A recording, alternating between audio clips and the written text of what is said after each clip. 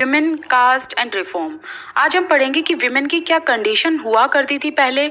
अगर हम 200 साल पहले से आज के टाइम का कंपेयर करें तो कुछ कंपैरिजन हम लेते हुए चलेंगे।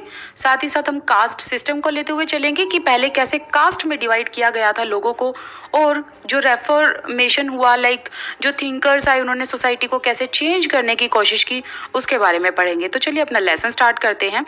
अगर हम 200 साल पहले की बात करें तो जो चिल्ड्रन है, जो विमेन है, उनकी क्या कंडीशन थी उसके बारे में आज के टाइम से कंपेयर करते हुए चलते हैं। ओके, देखिए आज के टाइम की अगर हम बात करें तो जो लड़कियां हैं, स्पेसिफिकली मिडिल क्लास की यहाँ पर बात की गई है। मिडिल क्लास फैमिली से जो लड़कियां हैं वो स्कूल भी जाती हैं, इवन तो वो बॉयज़ के साथ स्टडी भी करती हैं, बॉयज़ के साथ खेलती भी हैं, राइट। और जैसे जैसे वो ग्रो होती हैं वो कॉलेज भी जाती हैं, यूनिवर्सिटीज़ भी जाती हैं, और फिर उसके बाद वो जॉब भी करती हैं, है ना। लेकिन अगर पहले की बात की जाए तो पहले विमेन लाइक गर्ल्स को, बच्चों को जो है एजुकेशन नहीं दी जाती थी। स्पेसिफिकली अगर मैं यहाँ पर बात करूँ गर्ल्स की, और पहले लड़कियों का बाल विवाह कर दिया जाता था। लेकिन आज के टाइम पर जो लड़कियां हैं उनको अडल्ट होना बहुत ज़रूरी है अकॉर्डिंग टू लॉ, और बाद में उनकी मैरिज को लीगली माना जाएगा, राइट। लेकिन पहले बच्चों का बाल विवाह कर दिया जाता था, और आज के टाइम पर इतनी आज़ादी लड़कियों को है कि वो किसी भी कास्ट में, किसी भी कम्युनिटी में शादी कर सकते हैं। इवन दो जो विडोज़ हैं दे कैन रीमैरी टू। लेकिन अगर पहले की बात करें तो जो विडोज़ हुआ करती थी उनकी दोबारा शादी होना पाप माना जाता था। तो कुछ सुपरस्टिशियस बिलीफ होते थे लोगों के पहले, लेकिन धीरे धीरे ये चीज़ें चेंज हो गई हैं। आज के टाइम पर अगर विमेन की बात करें तो वो लाइक मैन, वो इलेक्शंस में लड़ भी सकती हैं और जीतती भी हैं। तो अगर हम राइट्स की बात करें तो जो ये अधिकार थे ये सभी के थ्रू एंजॉय नहीं किए जाते थे। ओनली जो मैन हैं या बॉयज़ हैं उन्हीं को एजुकेशन प्रोवाइड की जाती थी, उन्हीं का सोसाइटी में अपर हैंड माना जाता था। लेकिन लड़कियों को एजुकेशन नहीं दी जाती थी, है ना। लेकिन धीरे धीरे ये चीज़ें चेंज हो गई। लेकिन आज अगर हम पुअर पीपल की बात करें तो आज के टाइम पर इनके पास फैसिलिटीज़ नहीं हैं, एजुकेशन की तरफ इनकी एक्सेस उतनी नहीं है। और अगर पुअर फैमिली में विमेन की बात करें तो वो अपनी मर्जी से अपने हस्बैंड को चूज़ नहीं कर सकती हैं, ठीक है। लेकिन अगर हम 200 साल पहले की बात करें तो कंडीशंस बहुत डिफरेंट हुआ करती थी। देखिए क्या होता था कि जो हिंदू और मुस्लिम हैं उनकी एक से ज़्यादा वाइफ हो सकती थी और कोई उन्हें रोक नहीं सकता था। लेकिन आज के टाइम पर ऐसा नहीं है। आज के टाइम पर जो लॉज हैं वो बिल्कुल स्ट्रिक्ट हो चुके हैं। प्लस जो विडोज़ हुआ करती थी उनको अच्छा माना जाता था अगर वो सती प्रथा को आगे बढ़ाती हैं। तो जैसे कि अगर वो अपने हस्बैंड के साथ उनके फ्यूनरल पर, अपने हस्बैंड के फ्यूनरल पर अगर वो खुद को समर्पित कर देती हैं तो उनको वर्चुअस विमेन माना जाता था, मतलब उनको सती कहा जाता था। और सती का मतलब क्या होता है? वर्चुअस विमेन, जिसे पवित्र एक विमेन के नाम से जान सकते हो आप, ऐसा कहा जाता था उस टाइम पर। तो बहुत सुपरस्टिशियस बिलीफ होते थे लोगों के, और विमेन का राइट भी नहीं होता था उस टाइम पर। प्रॉपर्टी पे बहुत रेस्ट्रिक्टेड होता था सब कुछ, एजुकेशन भी नहीं दी जाती थी, और ऐसा कहा भी जाता था अगर इनको बाहर भेजा पढ़ने तो ये विडो बन सकती हैं, या बहुत सारी और चीज़ें थी। जैसे कि लड़कियों का बाहर निकलना मुश्किल होता था, ऐसे सोचते थे कि लड़कियां सेफ नहीं हैं। एंड प्लस ये सोचा जाता था अगर ये इनको हमने पढ़ाने भेजा तो फिर ये घर का काम नहीं करेंगी। और भी बहुत सारी चीज़ें, लाइक मिंगल अप होके आप इसमें अपने विज़न को वाइड करके आप इसमें बहुत कुछ सोच के चीज़ें यहाँ पर डाल सकते हो, क्योंकि ये तो आपको पता ही है कि पहले की कंडीशन कैसी थी विमेन की। लेकिन आज के टाइम पर ऐसा नहीं है। तो इसको नेक्स्ट पेज पे करते हैं एक बार। लेकिन अगर हम मैन एंड विमेन से हटकर, इनके डिफरेंस से हटकर कुछ और बात भी करें तो यहाँ पर एक कास्ट सिस्टम भी आता है कि सोसाइटी को डिवाइड किया गया था कास्ट में। जैसे कि अगर ब्राह्मण्स एंड क्षत्रियास की बात करें तो वो अपने आप को अपर कास्ट में रखते थे। और अगर हम अदर्स की बात करें जैसे कि मनी लैंडर्स एंड जो ट्रेडर्स थे उनको वैश्यस की कैटेगरी में रखा जाता था। एंड अगर हम पीजेंट्स की बात करें, आर्टिशंस की बात करें, स्पेसिफिकली जो वीवर्स होते थे, पोर्टर्स होते थे, इनको शूद्रास कहा जाता था, इनको शूद्रास की कैटेगरी में डाला जाता था।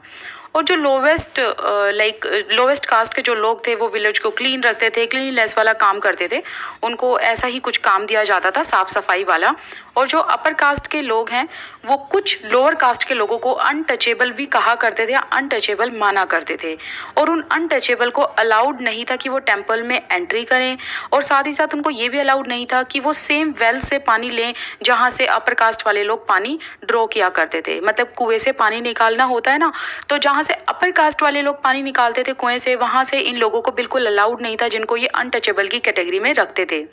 और ना ही अनटचेबल लोग जो है उस टाइम पर ये पॉन्ड्स में नहा सकते थे जहाँ पर अपर कास्ट नहाया करते थे, क्योंकि इनको एक इन्फीरियर ह्यूमन बीइंग की तरह देखा जाता था। लेकिन धीरे धीरे कंडीशंस चेंज हुई। जैसे कि 19th एंड 20th सेंचुरी की बात करें तो जो नॉर्म्स हैं, लोगों के परसेप्शंस हैं, वो चेंज होते गए। अब हम बात करेंगे कुछ रिफॉर्मर्स की कि उन्होंने कैसे सोसाइटी को चेंज करने की कोशिश की। तो चलिए बात करते हैं working towards change. From 19th century हम देखते हैं कि काफ़ी सारे डिबेट्स हो रहे हैं, डिस्कशंस हो रहे हैं, किसके ऊपर, सोशल कस्टम्स के ऊपर, या किस टाइप की प्रैक्टिसेस सोसाइटी में की जा रही है, उसके ऊपर हमें काफ़ी सारे डिबेट्स एंड डिस्कशंस देखने को मिलते हैं। फिर एक नया डेवलपमेंट देखने को मिला जब एक नया तरीके का कम्युनिकेशन हुआ, जब books, newspaper, magazines and leaflets and pamphlets जो हैं वो प्रिंट होने लगे। एक्चुअली जब ये प्रिंट होकर आती थी चीज़ें तो लोग इनको ज़्यादा प्रेफर किया करते थे। रीज़न ये था क्योंकि ये सब जो कम्युनिकेशन का जो आधार था, books, newspaper, magazines, leaflets and pamphlets, ये बहुत चीपर हुआ करती थी।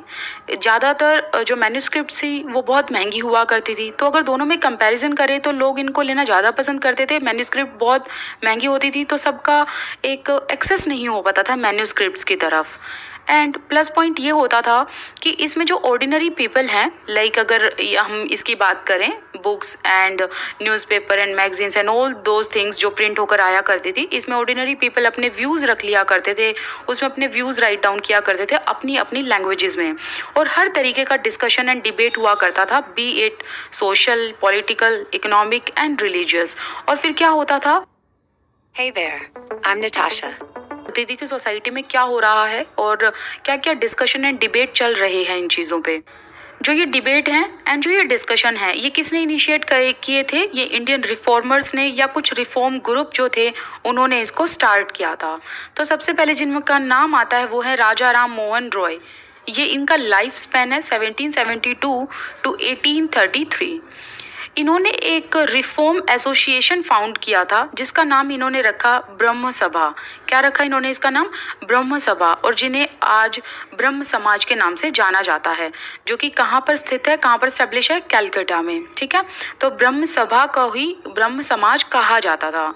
तो जो राजा राम मोहन रॉय हैं वो एक रिफॉर्मर रहे हैं और उन्होंने ऐसा सोचा कि जो सोसाइटी है ना, इसमें चेंज करने की ज़रूरत है, इसके अंदर कुछ चेंज लाने पड़ेंगे, क्योंकि अनजस्ट हो रहा था लड़कियों के साथ भी और बहुत सारे गरीब लोगों के साथ भी।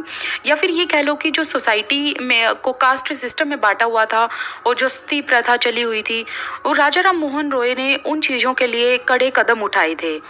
तो इन्होंने कुछ ऐसा सोचा कि कुछ ऐसा किया जाए जिससे जो लोग हैं वो अपनी ओल्ड प्रैक्टिसेस को छोड़ दें और कुछ नए वे से, नए सिरे से अपनी लाइफ को जीना सीखें, जिसको हम अभी नेक्स्ट पेज से कंटिन्यू करते हैं। यहाँ पर पिक्चर दी गई है राजा राम मोहन रॉय की, और आगे बढ़ते हैं, एक बार देखते हैं आगे इनके बारे में क्या लिखा हुआ है। देखिए, राजा राम मोहन रॉय जो हैं वो वेस्टर्न एजुकेशन की नॉलेज को स्प्रेड करना चाहते थे।